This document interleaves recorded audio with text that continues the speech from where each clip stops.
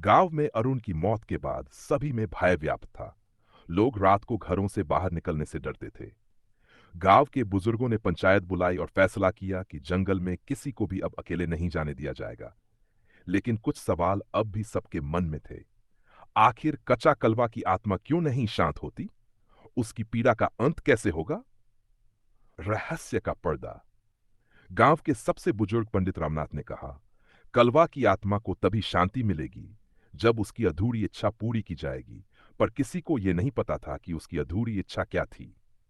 तभी कलवा की मां, जो वर्षों से मौन थी, आंसू भरी आंखों से बोली, मेरा बेटा लकड़ी काटकर मेरे लिए एक नई झोपड़ी बनाना चाहता था ताकि हम आराम से रह सकें, लेकिन वो काम अधूरा रह गया। संजीवनी का यज्ञ। पंडित रामनाथ ने सुझाव दिया कि अगर कलवा की अधूरी इच्छा पूरी की जाए और एक शांति यज्ञ किया जाए तो शायद उसकी आत्मा को मुक्ति मिल सके। पूरे गांव ने मिलकर जंगल के पास एक नई झोपड़ी बनाने का फैसला किया। गांव के लोग एकजुट होकर लकड़ियां इकट्ठा करने लगे, लेकिन हर किसी के दिल में डर था कि कहीं कच्चा कलवा उन्हें फिर से दिखाई दे। भय का सामना। जब झोपड़ी का निर्माण लगभग पूरा हो गया, तभी रात के समय तेज हवा चलने लगी। पेड़ों के पत्ते सरसराने लगे और चारों ओर अजीब सी सिसकियां गूंजने लगीं। अचानक कलवा की परछाई फिर से सामने आ गई। उसकी लाल आंखें और विकृत चेहरा देखकर सभी कांपने लगे।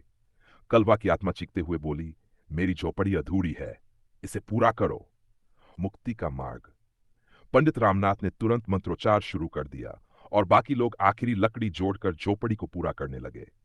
जैसे ही झोपड़ी पूरी हुई, कलवा की आत्मा की चीखें करुणा में बदल गई। उसकी आंखों से आंसू बहे और वो धीरे धीरे शांत होकर बोला, अब मैं मुक्त हूं। वो परछाई धीरे धीरे धुंध में विलीन हो गई। उस क्षण के बाद जंगल में फिर कभी किसी ने कच्चा कलवा का साया नहीं देखा। अगले दिन सूरज की पहली किरण के साथ गांव में एक नई आशा का संचार हुआ। जंगल अब पहले की तरह भयावह नहीं था। गांव वालों ने कलवा की याद में उस जोड़ी को एक मंदिर में बदल दिया, जहां हर साल उसकी आत्मा की शांति के लिए पूजा की जाती है। कहानी का सबक। अधूरी इच्छाएं आत्मा को बांध लेती हैं। सच्ची मुक्ति तभी मिलती है जब जीवन का उद्देश्य पूरा हो जाए या उसे सम्मान मिले। गांव में कच्चा कलवा की आत्मा की शांति के बाद सभी को लगा जैसे एक बड़ा भय उनके सिर से उतर गया हो। अब जंगल में कोई भी डर से नहीं जाता था और रात में लोग बिना डर के अपने घरों से बाहर निकलते थे। लेकिन कुछ समय बाद गांव में फिर से अजीब घटनाएं होने लगीं। अजनबी आवाजें। एक रात गांव के कुछ लोग खेतों में काम कर रहे थे। अचानक उनके कानों में एक अजनबी सी आवाज आई, मुझे मत छोड़ो। आवाज बहुत पास से आ रही थी, जैसे किसी की मदद की पुकार हो। लोग डर के मारे भाग खड़े हुए। उन लोगों में से एक मोहन ने देखा कि वही पुरानी झोपड़ी, जो अब मंदिर में तब्दील हो चुकी थी, वहां एक धुंधली परछाई खड़ी थी। मोहन ने यह सब देख लिया और सुबह पंचायत में बताया। शैतानी शक्ति का खुलासा। गांव में फिर से चर्चा होने लगी कि क्या कच्चा कलवा की आत्मा फिर से लौट आई थी या फिर कुछ और था। पंडित रामनाथ, जो अब बहुत बूढ़े हो चुके थे, एक दिन गांव वालों के सामने आए और बोले, यह कच्चा कलवा का नहीं बल्कि उस आत्मा का खेल है जो कच्चा कलवा के अधूरे काम की वजह से परेशान थी। वह आत्मा अब भी शांति की तलाश में भटक रही है। पंडित ने बताया कि कच्चा कलवा के अलावा एक और आत्मा है जो अपनी मृत्यु के बाद भी गांव में शांति चाहती थी। वह आत्मा कभी कच्चा कलवा के साथ जंगल में थी और वह भी अधूरी रह गई थी। अभी भी अधूरी इच्छा। पंडित रामनाथ ने गांव वालों को बताया कि कच्चा कलवा की आत्मा तो शांत हो गई थी, लेकिन उस आत्मा की इच्छाएं पूरी नहीं हुई। वह आत्मा एक और व्यक्ति की मदद चाहती थी ताकि वह अपनी अधूरी इच्छा पूरी कर सके। यह वही आत्मा थी जो कच्चा कलवा के साथ जंगल में थी और जो कभी जीवन में खुश नहीं हो पाई थी। गांव में अब डर का माहौल था, लेकिन पंडित रामनाथ ने एक और यज्ञ करने की योजना बनाई। इस यज्ञ में सिर्फ कच्चा कलवा की आत्मा की शांति के लिए नहीं, बल्कि उस दूसरी आत्मा की मुक्ति के लिए भी विशेष पूजा अर्चना की जानी थी। विज्ञान और आत्मा का मेल। गांव के लोग इस बार तैयार थे, लेकिन उन्होंने सोचा कि क्या इस बार सिर्फ पूजा से काम चलेगा या कोई और तरीका अपनाना पड़ेगा।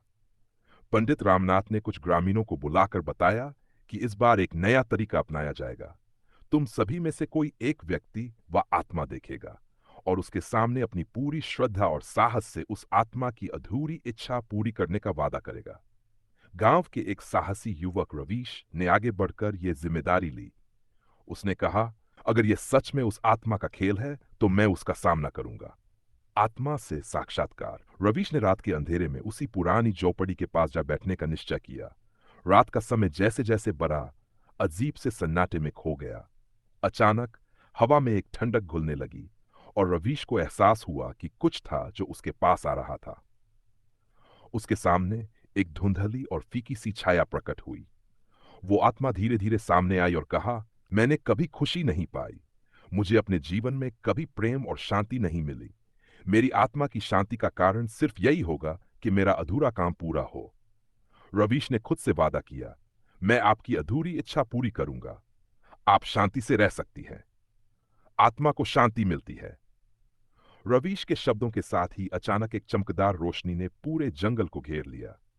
जैसे ही रवीश ने आंखें खोली, आत्मा का रूप धीरे धीरे धुंधला होने लगा और फिर गायब हो गया। रवीश के सामने अब जंगल शांत था और कोई डर नहीं था। गांव में यह खबर फैल गई कि उस आत्मा को भी मुक्ति मिल गई है और अब कच्चा कलवा की आत्मा भी पूरी तरह शांति से सो रही थी। इसके बाद गांव में कोई भी अजीब घटना नहीं घटी। कच्चा कलवा की झोपड़ी को पूरी तरह मंदिर बना दिया गया और हर साल एक बड़ी पूजा होती थी, जहां लोग श्रद्धा से आते और उन आत्माओं को शांति देने की प्रार्थना करते थे जो कभी अधूरी इच्छाओं के कारण तड़पती थीं। कहानी का सीख। अधूरी इच्छाएं और असमाप्त काम हमारी आत्मा को शांति नहीं देने देते। शांति तभी मिलती है जब हम अधूरे कामों को पूरा करते हैं और दूसरों की मदद करते हैं।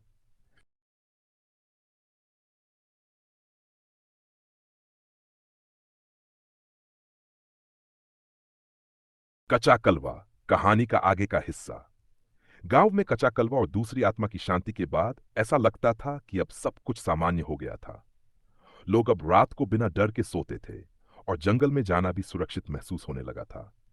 हालांकि इस घटना के बाद एक और रहस्य गहरे जंगल में छिपा था, जिसे कुछ लोग जानने की कोशिश कर रहे थे, लेकिन डर की वजह से कोई भी पूरी तरह से उस ओर कदम नहीं बढ़ा पाया। नई घटनाएं। कुछ महीनों बाद गांव के कुछ युवा फिर से जंगल में खेलने गए। उनका मानना था कि अब तो जंगल पूरी तरह से शांत हो चुका है और कच्चा कलवा या उसकी आत्मा से कोई खतरा नहीं है। एक दिन सौरभ, राजू और नितिन नामक तीन दोस्त जंगल में घूमने गए। जंगल के बीचों बीच एक पुराना और खंडहर जैसा घर था, जिसे लोग भूतिया कुटिया कहते थे। यह वही जगह थी जहां कच्चा कलवा और दूसरी आत्मा की आत्माएं भटकती थीं। सौरभ ने चुटकी लेते हुए कहा, चलो आज हम इसी कुटिया के अंदर रात बिताते हैं, क्या कहते हो?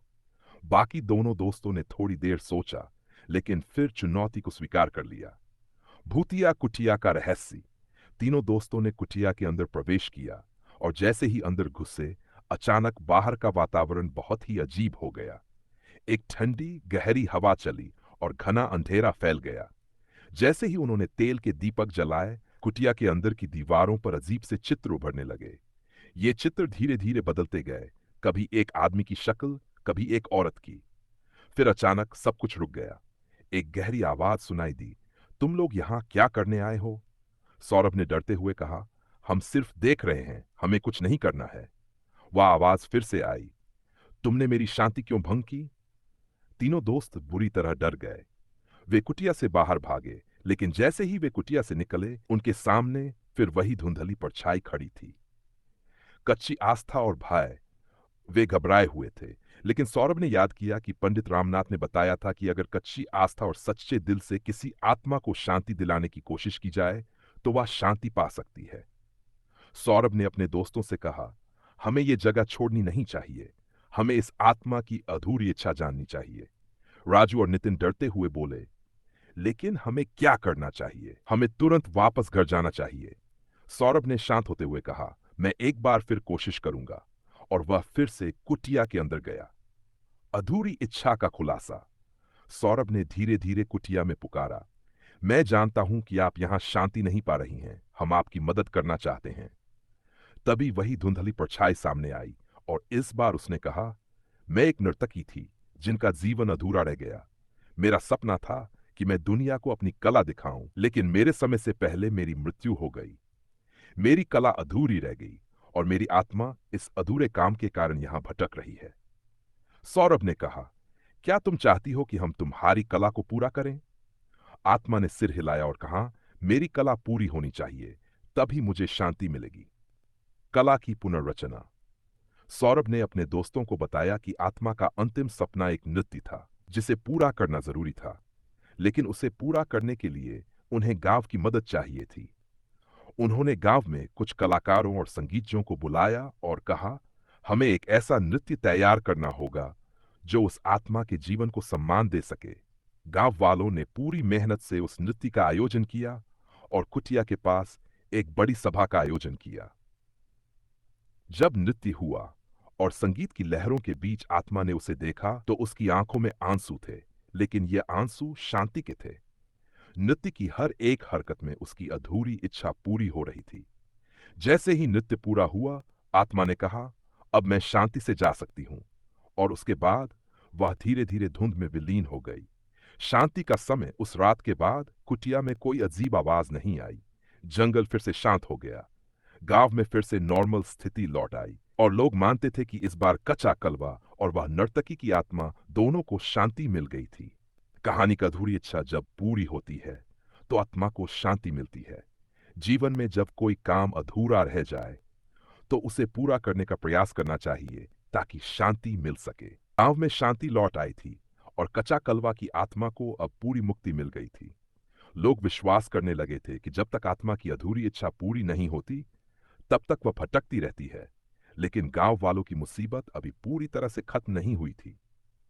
एक और रहस्य था जो सामने आने वाला था। वह रहस्य जो उस समय के बाद और भी खतरनाक साबित हो सकता था। गहरे जंगल का सन्नाटा।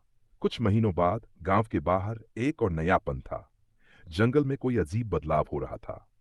रात को वहां से अजीब सी आवाजें आ रही थीं, जैसे कोई लकड़ी को घिसने की आवाज, किसी के चीखने की आवाज और पेड़ों के बीच में हलचल। गांव वाले सोचने लगे कि शायद कच्चा कलवा और दूसरी आत्माओं के बाद भी कुछ और रहस्यमयी घटनाएं हो रही है। गांव के कुछ युवा, जिनमें राहुल, दीपक और सुनील शामिल थे, जंगल में फिर से जाने का निर्णय लिया। वे सोचते थे कि अब तो सब ठीक हो चुका है, लेकिन उन्होंने एक बार फिर उस गहरे अंधेरे की ओर कदम बढ़ाए जो उन्हें पहले बहुत डराता था। काली साया। जैसे ही वे जंगल के अंदर पहुंचे, चारों ओर घना अंधेरा था और हवा में एक अजीब सी गंध थी। अचानक राहुल ने देखा कि कुछ दूर पर एक काला साया चल रहा था। यह साया किसी इंसान का नहीं बल्कि एक बड़ी परछाई जैसा था। साया धीरे धीरे उनके पास आ रहा था और उसका आकार और भी विकृत होता जा रहा था। राहुल ने डरते हुए कहा, यह क्या है? कुछ ठीक नहीं है, हमें वापस लौटना चाहिए। लेकिन दीपक और सुनील, जो पहले कभी इन सब चीजों में विश्वास नहीं करते थे, अब डरे हुए थे। तभी वह साया उनके पास आकर खड़ा हो गया और एक गहरी आवाज में बोला, तुमने कभी मुझे देखा नहीं, लेकिन मैं यहां था। मैं वो हूं जिसे तुमने कभी जाना नहीं। एक नई आत्मा का रहस्य। वे सब चुपचाप खड़े थे, लेकिन राहुल ने अपनी हिम्मत जुटाते हुए पूछा, तुम कौन हो? वह काला साया धीरे से बोला, मैं वह आत्मा हूं जिसका नाम तुम नहीं जानते। मैं एक साधु था जो जंगल में तपस्या कर रहा था, लेकिन कुछ गलत हुआ। तुम्हारी तरह कुछ लोग यहां आए थे और मेरी तपस्या में विघ्न डालने आए थे। उन लोगों ने मुझे मार डाला और मेरी आत्मा अधूरी रह गई। यह सुनकर राहुल और बाकी दोनों को समझ में आया कि यह कोई और आत्मा है जो कच्चा कलवा और दूसरी आत्माओं से अलग थी। उसकी आत्मा भी अब अधूरी थी और इसी कारण वह जंगल में भटक रही थी। साधु की अधूरी तपस्या। साधु की आत्मा ने राहुल से कहा, मुझे शांति तब मिलेगी जब मेरी तपस्या को पूरा किया जाएगा। मुझे फिर से वह शक्ति चाहिए जिससे मैंने अपनी तपस्या शुरू की थी। राहुल ने पूछा, लेकिन तुम्हारी तपस्या को कैसे पूरा किया जा सकता है? साधु की आत्मा बोली, तुम्हें मेरे तप का रास्ता समझना होगा। तुम्हें जंगल के बीच में जाकर उस स्थान तक पहुंचना होगा जहां मैंने अपनी आखिरी तपस्या की थी। वहां तुम्हें मेरे द्वारा छोड़ा गया एक मंत्र मिलेगा जिसे तुम शब्दों के रूप में उच्चारण करके मेरी आत्मा को मुक्ति दे सकते हो। मुक्ति का मंत्र। राहुल और उसके दोस्त जंगल के एक गहरे हिस्से में गए जहां बहुत साल पहले वह साधु तपस्या कर रहा था। वहां उन्हें एक प्राचीन पत्थर पर उकेरा हुआ एक मंत्र मिला। यह मंत्र साधु की आत्मा का अंतिम आह्वान था। वे मंत्र को पूरी श्रद्धा से पढ़ने लगे और जैसे ही उन्होंने उसे उच्चारण किया, हवा में एक अजीब सी हलचल हुई। चारों ओर की अंधेरी परछाई धीरे धीरे गायब होने लगी और एक उज्जवल रोशनी ने उस स्थान को घेर लिया। साधु की आत्मा ने आखिरी बार आशीर्वाद देते हुए कहा, अब मेरी तपस्या पूरी हो चुकी है और अब मैं शांति से विश्राम कर सकता हूं। शांति का समय राहुल और उसके दोस्तों ने देखा कि साधु की आत्मा अब पूरी तरह से शांत हो गई थी। जंगल में फिर से एक शांति छा गई। अब वहां कोई डरावनी आवाज नहीं आई और न ही कोई परछाई। सभी ने महसूस किया कि अंततः अब जंगल और गांव में शांति आ गई है। गांव में लौटने के बाद सभी ने एक दूसरे से कहा, हमने देखा कि कभी किसी की अधूरी इच्छा उसे शांति नहीं देती। शांति केवल तब मिलती है जब उस इच्छा को पूरा किया जाता है। अधूरी इच्छाएं और अधूरे कार्य हमारी आत्मा को भटकने के लिए मजबूर करते हैं। शांति तभी मिलती है जब हम उन्हें पूरा करने की दिशा में कदम बढ़ाते हैं और सच्चे दिल से मदद करने की कोशिश करते हैं।